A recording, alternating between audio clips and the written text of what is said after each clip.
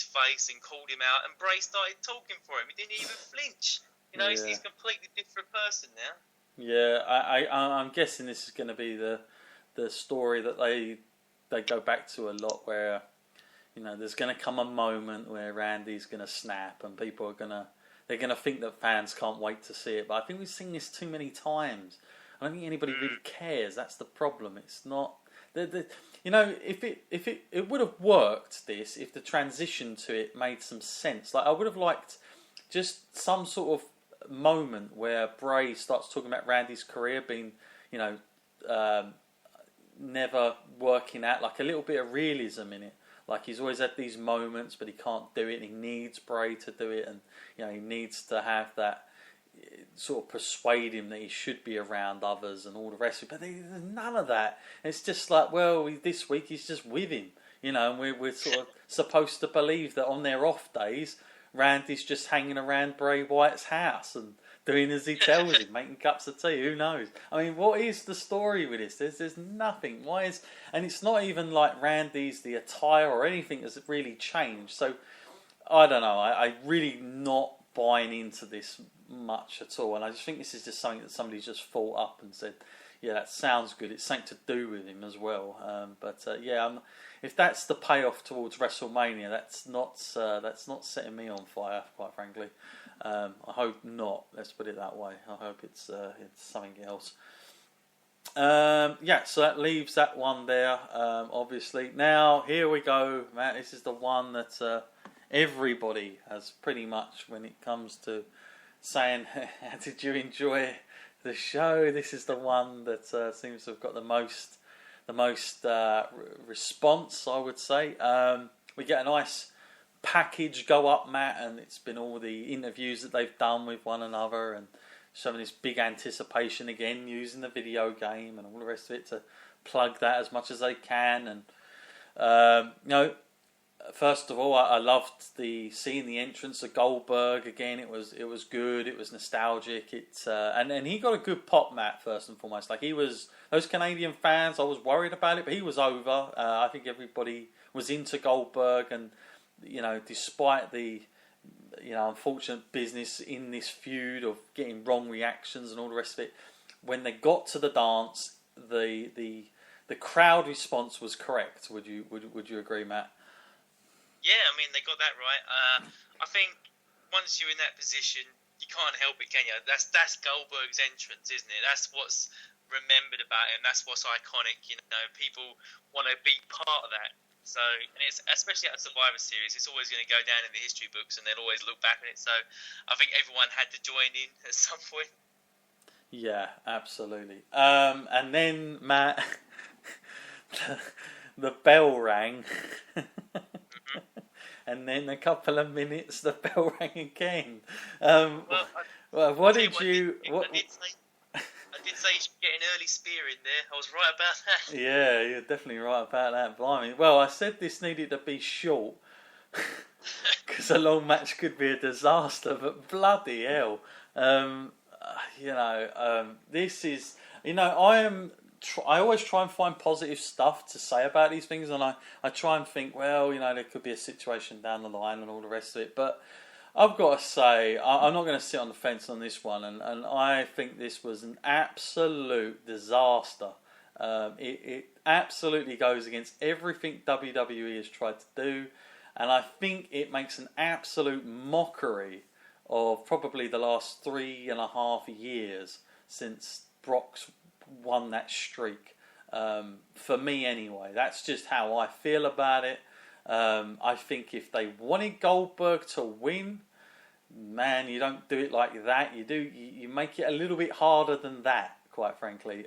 What did you think, Matt? And we knew it'd be short, but this was. I mean, first and foremost, everybody, the positive people that look at this, they say, well, it made everyone shocked. Everyone's talking about it, but everyone was talking about Randy Orton and Brock. With the blood thing. I mean, it's not that difficult. Brock Lesnar is box office. Whenever he's in, people are talking about it after. So I don't really buy that just to get that reaction should is the selling point of it. And I felt kind of sorry for anybody that has tuned back in. I mean, think of this, Matt. All your casual fans that probably haven't watched wrestling for many years might have seen, oh, Goldberg's back. You know, I was an old WCW fan or something. Or I was, back in the 90s. I wouldn't mind seeing Goldberg again. Well, yeah, you'll get Goldberg from about 98 when he just ran through the entire roster. It's pretty much that, wasn't it? What did you think of the match, Matt, and of course the outcome? Well, I've got to tell you what, if I just briefly bring up the network and what a wonder of modern technology is. I was just seeing the main event, well, I just seen the Raw versus SmackDown Survivor Series event, and then I was watching the promo, and then I watched the entrances, and I thought, right, down to business. Time to pause this and make a cup of tea. Then you pause it, and then you get up and you do your coffee and whatever, and you come back and you sit down and you press unpause, and you look on the bar and it says 7 minutes left. And you're like, what? And I was like, oh my, what is this about then? This is no main event here. I was thinking they're going to have a bit at the end. So how long is this match going to be? 4 minutes long or 5 minutes? I was like, I'm in for a treat. Sat down, watched this few minutes, and I was like, well, there's the spear I was waiting for. I thought, yeah, okay, so Brock's going to recover. You know, he's a tough guy. We know he's tough. He's overcome, more punishment than this. But apparently, all of that stuff he's overcome compares minimalistically to 2 spears and a jackhammer. You know, that is, irreversible. You can't come back from that. Forget your tombstones. Forget your DDTs. Forget your RKOs. Compared to a spear, nothing, is it?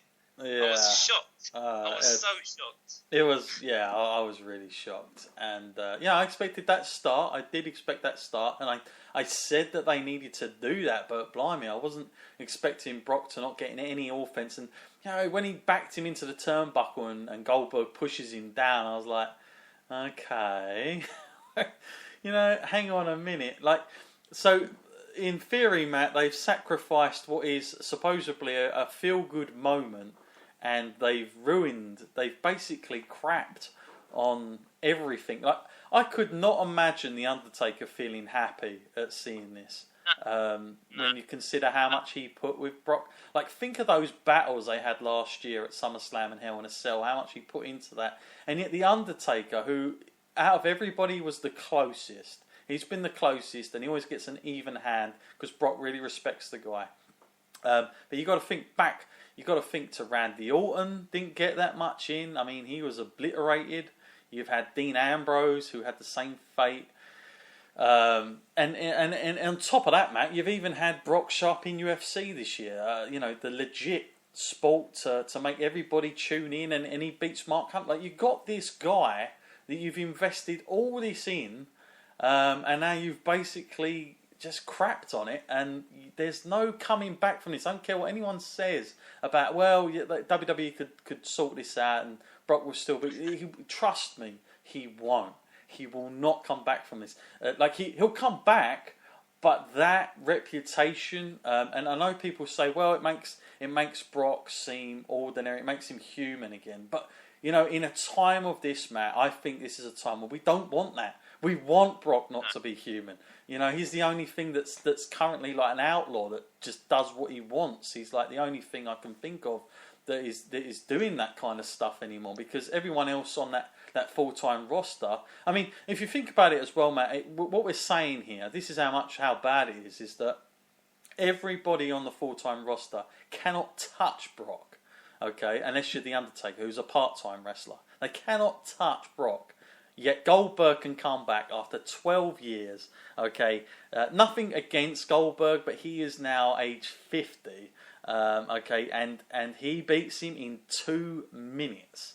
I just didn't like it, and I know the reports have come up, and Goldberg has signed. I think that's pretty much a given now. He's signed, and he's going to probably do the match at the Royal Rumble, whatever that will be. God only knows.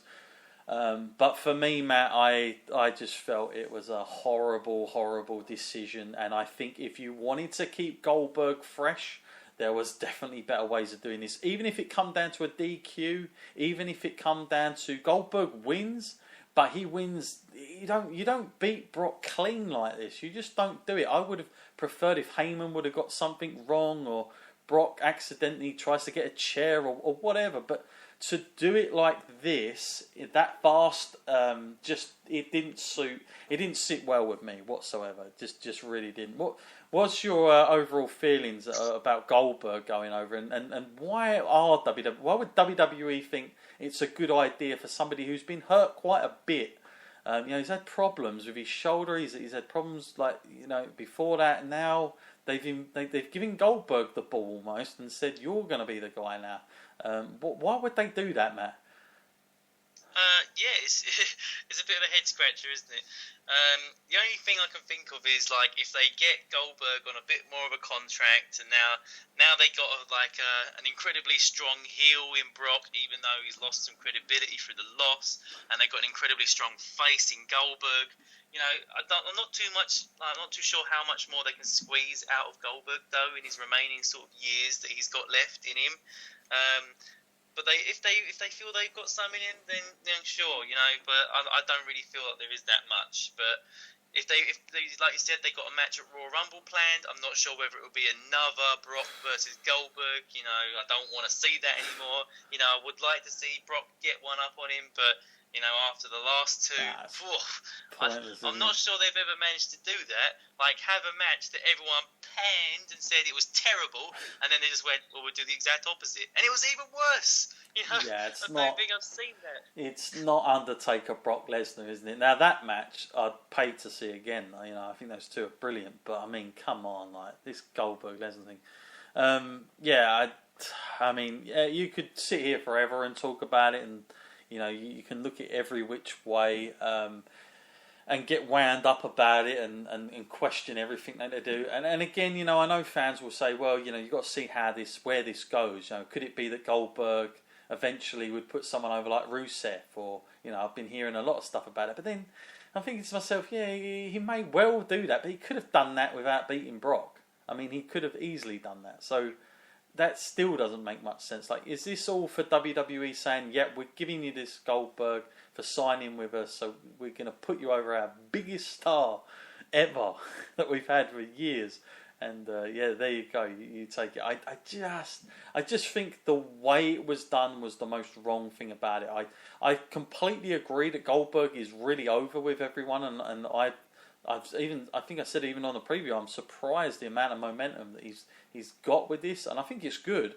But for me, Matt, when you look at the tier system currently in WWE's main roster, there's a huge gulping gap between the full-time Kevin Owens, who's a Universal Champion, to Goldberg and Lesnar. I mean, even more so Goldberg now. I mean, and Goldberg's just come back. It doesn't say a lot for their current roster. I mean, people that they want to tune in every week, they're thinking, well, why would I when the best is the guys that are coming in now and then? I think there's just too much of it now, and I think I don't ever remember a time in the early 80s or the late 90s where you would have Steve Austin and The Rock doing the corporate angle with Vince, and they say, well, we're going to bring the part-time guys in and they're going to take the best spots. They would never have done that. Not over the full-time guys. Never. And if they did, the full-time guys would be getting the rub.